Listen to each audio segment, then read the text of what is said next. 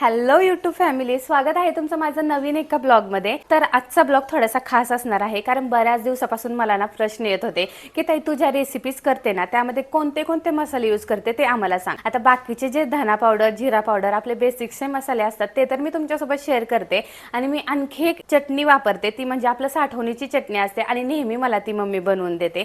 याआधी कधीच मला असा योग आला नाही की तिला मदत करावी किंवा मी तो स्वतःहून बघावा मसाला कसा बनवला जातो, त्याच्यामध्ये काय काय पडतं हे मला काहीच आयडिया नव्हती। आणि लकीली तुम्हाला माहिती आहे 4-5 दिवस झालं मी मम्मीकडे आलेली, आणि ती ना उन्हाळा पण आहे, कारण आता संपत आलाय, मे महिना चालू आहे आणि जून जुलै पासून आता पावसाळा सुरू होईल। त्याआधी चटणी करून घ्यावी म्हणून ना ती आता चटणी करायला लागली। म्हटलं तुमच्यासोबत ना त्याची रेसिपी शेअर करावी, तर चला रेसिपी सुरू करूया। तर ह्या मिरच्या, ह्यामध्ये लवंगी मिरची आणि बेडगी मिरची अशा दोन्ही मिरच्या आहेत। बेडगी मिरची ही फक्त कलर साठी घेतात आणि ही लवंगी मिरची आपली ह्याची चटणी बनते। ही लवंगी मिरची आम्ही 4 किलो घेतली आहे आणि जी बेडगी मिरची आहे ही कलर साठी फक्त अर्धा किलो घेतली। जे टोटल आम्ही 4.5 किलोची चटणी बनवणार आहेत, पण त्याच्यामध्ये अजून मसाले येणार आहेत, ते पण तुमच्यासोबत शेअर करते। 4.5 किलोची चटणी बनवण्यासाठी 1 किलो खोबरं घेतले, अर्धा किलो जिरे घेतलेत, 1 किलो धने घेतलेत, हा कांदा 4 किलो घेतलेला आहे, ह्याला छान स्लाइस करून ना 3-4 दिवस वाळून घेतलाय। चहा जिरे घेतलेत 50 ग्रॅम, बडीशेप घेतलीये 100 ग्रॅम, 200 ग्रॅम मोहरी घेतली, बारीक मोहरी घेतलेली आहे ही, हे तमालपत्र घेतलेत 200 ग्रॅम, हळकुंड घेतलेले पावशर, हे दगडी फूल घेतलेले 100 ग्रॅम, 100 ग्रॅम मेथी घेतलेली आहेत, मेथी दाणे, 100 ग्रॅम खसखस घेतलेली आहे। ह्या खड्या मसाल्यामध्ये कोणते कोणते मसाले घेतलेत आणि सोबतच प्रमाण सुद्धा तुमच्यासोबत शेअर करते। सगळ्यात आधी तर हे नाकेश्वर आहे, हे अशा काही प्रकारे दिसतं, तुम्हाला कदाचित माहिती असेल। हे 50 ग्रॅम घेतलेलं आहे। ही आहे त्रिफळा, त्रिफळा 100 ग्रॅम घेतलेली आहे, लवंग घेतली 100 ग्रॅम, मोठी इलायची घेतली 100 ग्रॅम, आपली काळी मिरी घेतली 100 ग्रॅम, चक्रफूल घेतले 100 ग्रॅम, दालचिनी घेतली 100 ग्रॅम, आपली हिरवी इलायची घेतली 50 ग्रॅम, हिंगचे 4 ते 5 तुकडे घेतलेले आहेत आणि जायफळ घेतलेले आहेत 3, जावेत्री घेतलेली आहे 50 ग्रॅम, त्याचबरोबर 100 ग्रॅम दगडी फूल घेतलेला आहे। आता हे जे सगळे आपण मसाले घेतलेले आहेत हे सगळे आपण तेलामध्ये ना फ्राय करून घेणार आहे, ते तुमच्यासोबत शेअर करते की किती तेलामध्ये करायचं आणि किती वेळ करायचं, हे सगळ्या गोष्टी तुमच्यासोबत शेअर करते, त्यामुळे व्हिडिओ शेवटपर्यंत बघा। सगळ्यात आधी तर ना मम्मी इथे धने भाजून घेतेय, आणि धन्यामध्ये कोणत्याही प्रकारचं तेल वगैरे जाणार नाही, फक्त धने भाजून घेणार आहे। मसाला भाजायला घेतला आणि आमचा गॅस संपलेला आहे लगेच, वाटलं पण नव्हतं आज संपेल, सकाळी स्वयंपाक केला तेव्हा पण वाटलं नाही की संपेल, पण लकीली दुसरी टाकी भरून आणून ठेवलेली आहे आम्ही, त्यामुळे आम्हाला टेन्शन नाहीये मसाले भाजायचं। आता धने आपले भाजून झालेले आहेत, विदाऊट तेलाचे धने भाजलेले आहेत, फक्त भाजून घेतले। आता जिरे भाजून घेतले, ह्याच्यामध्ये पण तेल नाही टाकायचं थोडं सुद्धा, फक्त भाजून घ्यायचंय आपल्याला।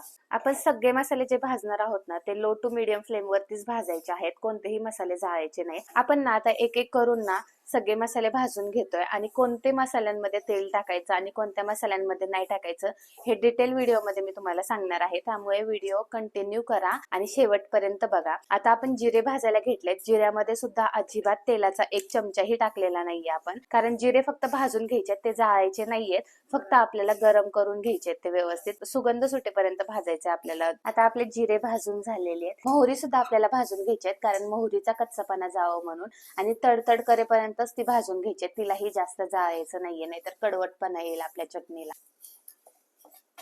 आता बडीशेप भाजून घेतोय आपण, ती सुद्धा फक्त भाजून घ्यायची आहे, तिचा पण कलर वगैरे काही चेंज करायचा नाहीये आपल्याला। आपली बडीशेप सुद्धा भाजून झालेली आहे। मम्मी काय करते, सगळ्यात आधी विदाऊट तेलाच्या ज्या गोष्टी आहेत ज्या भाजून घ्यायच्या आहेत त्या आधी सगळ्यात आधी भाजून घेते, त्यानंतर तेल टाकून ज्या गोष्टी भाजायच्या आहेत, ज्या वस्तू भाजायच्या त्या भाजून घेणार आहे। आता मम्मीने शहाजिरे टाकलेत इथे, ते सुद्धा गवळे गवळे भाजून घेणार आहे ती फक्त। त्यांना शहाजिऱ्यामध्येच खसखस ऍड केली, कारण खसखस वेगळी अशी भाजली ना ती जळून जाते, त्यामुळे ह्यामध्ये दोन्ही गोष्टी एकत्र करूनच भाजून घेतलं। 1-2 मिनिटं खसखस टाकून परतून घ्यायचं आणि लगेच काढून घ्यायचं, कारण तिचा कलर लगेच चेंज होतो आणि जळायला लागते ती बारीक असल्यामुळे। आता मेथी सुद्धा आपण भाजून घेणार आहे थोडी, 1-2 ते 3 मिनिटं फक्त। 5 मिनिटच मेथी भाजली ना त्याचा कलर बघा चेंज व्हायला लागला, लगेच भाजून जाते मेथी, त्यामुळे सगळ्या गोष्टी ज्या काही आपण भाजणार आहोत ना त्या व्यवस्थित लक्ष देऊन भाजायला पाहिजेत, कारण जरा सुद्धा करपली ना तर चटणीची टेस्ट ना खूप खराब येते आपल्या, आणि जळालेला वास येत राहतो, त्यामुळे सगळ्या गोष्टी आपल्याला लक्ष देऊन आणि स्टेप बाय स्टेप करायच्या आहेत। आता जे खडे मसाले आपण काढून घेतले होते त्याच्यातले सगळ्यात आधी मम्मी ना लवंग भाजून घेणार आहे. ह्याच्यामध्ये सुद्धा तेल नाही ऍड करायचं आपल्याला, फक्त भाजून घ्यायचं आहे. पण जे खडे मसाले घेतले होते ना त्यामधले ना लवंग आणि मिरी मम्मी एकत्रच भाजून घेणार आहे.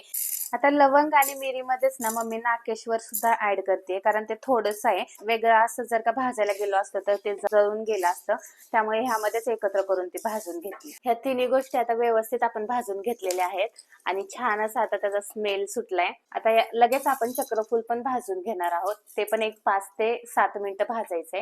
त्याच्यामध्ये पण तेल नाही ऍड करायचं आपल्याला. आता ह्या चक्रफुलामध्येच ना मम्मी दगडी फुल पण टाकते, कारण ते खूप पातळ असल्यामुळे ना आपल्याला वेगळं असं भाजता येणार नाही.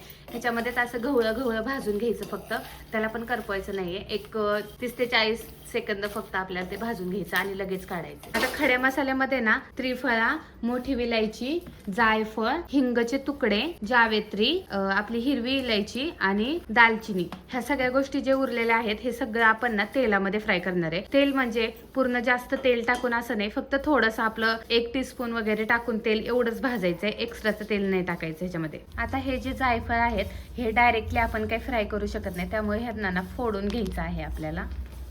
आणि ह्याचे जास्त बारीक तुकडे नाही करायचे, फक्त एक अशा पद्धतीने. खूप बारीक जर का चुरा झाला ना तर तो मसाल्यामध्ये भाजायला परत प्रॉब्लेम येऊन जातो, त्यामुळे फक्त थोडंसं एक वरवंटा मारायचा आणि एवढे तुकडे झाले पाहिजे असे, फक्त ते तुटलं पाहिजे.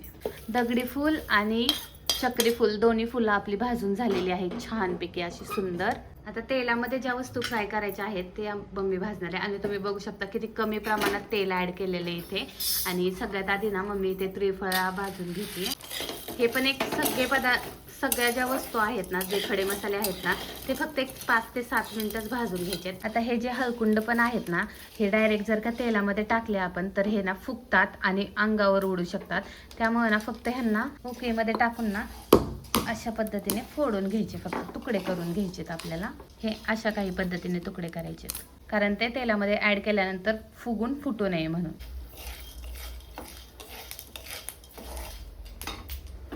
असं काहीसं ना हळकुंडाचा आपल्याला तुकडे करून घ्यायचे आहेत, जेणेकरून ते तेलामध्ये टाकल्यानंतर ना ते फुगणार नाहीत आणि फुटणार नाहीत. जावेत्री पण छानपैकी आपली तेलामध्ये थोडंसं तेल ऍड करून ना भाजून घेतलेली आहे.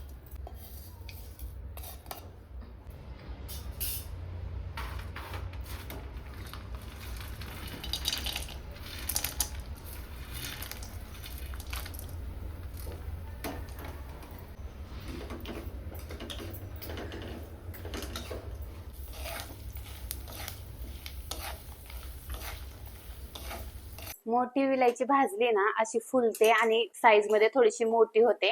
तिला पण जास्त जाळायची नाही, एक 5 मिनिटं फक्त. दोन्ही इलायची, मोठी इलायची आणि आपली छोटी इलायची, दोन्ही विलायची ना एक 5 ते 7 मिनिटच भाजून घ्यायचे छान अशा. आता जायफळ सुद्धा एक 2 ते 3 सेकंद फक्त तेलामध्ये फ्राय करून घ्यायचं, त्याला काही जास्त वेळ नाही भाजत बसायचं, ते कुटल्यानंतर बरोबर बारीक होतं.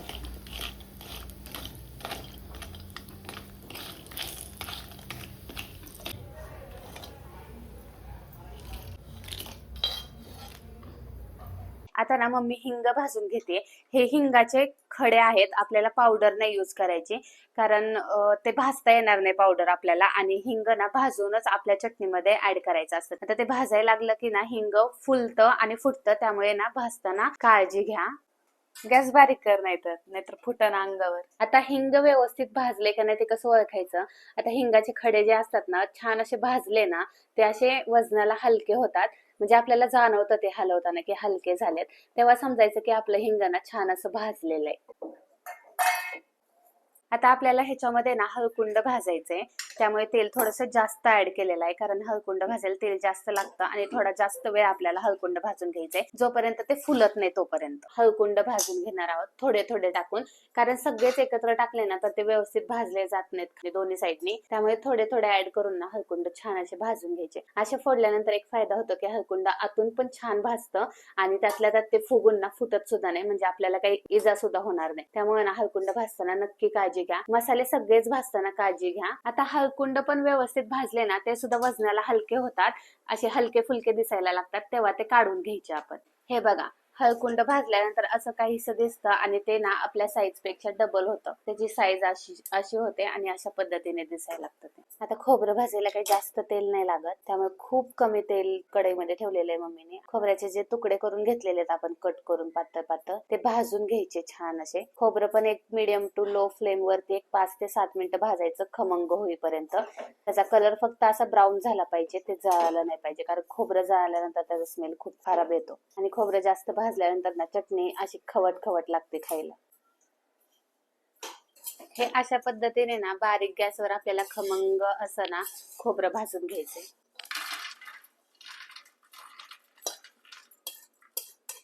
आता ना कांदा, तमालपत्र आणि मिरच्या भाजायच्यात आपल्याला, आणि याचं प्रमाण थोडंसं जास्त असल्यामुळे ना मम्मीने हे मोठं पातेलं ठेवलंय. व्यवस्थित भाजता पण येईल आणि हलवता पण येईल. त्यामुळे त्यात आधी ना पातेलं गरम केलं मम्मीने आणि त्याच्यामध्ये हे तमालपत्र भाजून घेणार आहे.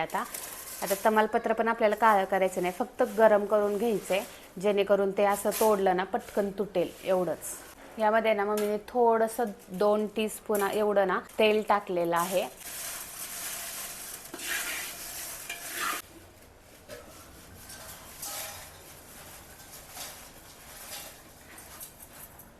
आता आपण ना गोल्डन ब्राऊन होईपर्यंत ना कांदा भाजून घ्यायचा फक्त. याच्यामध्ये सुद्धा तेल वगैरे काहीच जाणार नाही, कारण आपला कांदा ना ऑलरेडी सुकलेला आहे. फक्त त्याला कडक करून घ्यायचे थोडासा गोल्डन ब्राऊन कलर येईपर्यंत.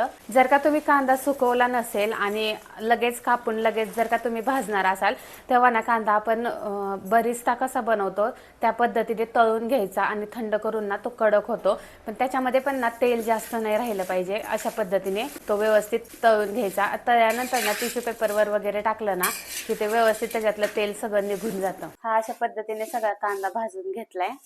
बिना तेल टाकता आपला कांदा एकदम चांगल्या पद्धतीने भाजून झालेला आहे बघा इथे, आणि गोल्डन ब्राऊन कलर सुद्धा आलाय आणि त्याचा आवाज सुद्धा तुम्ही ऐकू शकता.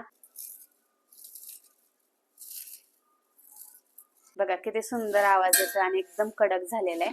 गरम असताना थोडासा क्रिस्पी पण कमी दिसतो, पण थंड झाला ना तो पूर्ण क्रिस्पी होऊन जातो. आता हा भाजलेला कांदा ना एका भांड्यामध्ये आपण काढून घेऊया आणि तो पूर्ण थंड करून घ्यायचे. कोणतेच मसाले गरम असताना अजिबात एकत्र करायचे नाहीयेत आणि व्यवस्थित ते थंड झाल्यानंतरच पॅक करून आपल्याला कुटायला न्यायचेत.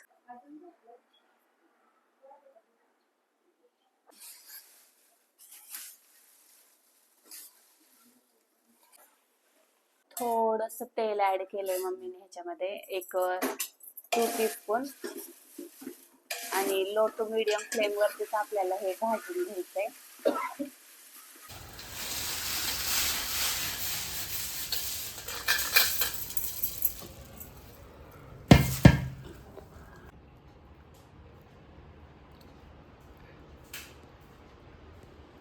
आता 4.5 किलोच्या मिरच्यांसाठी इथे पावशेर तीळ घेतले होते. पांढरे गावरण तीळ नाही आहेत, हे साधे पांढरे तीळ आहेत. ते पण आपल्याला गवळे गवळे भाजून घ्यायचे आणि भाजताना ना ते काळे नाही झाले पाहिजे, फक्त तडतड गेले पाहिजे एवढंच भाजून घ्यायचे. ते भाजल्यानंतर ना ह्या मसाल्यामध्ये मिक्स करून घेतला आम्ही थंड करून. 4 किलोच्या चटणीसाठी आम्ही इथे 1 किलो लसूण घेतलाय, सोलून घेतलाय, त्याचे सगळे पाला वगैरे काढून घेतलाय व्यवस्थित.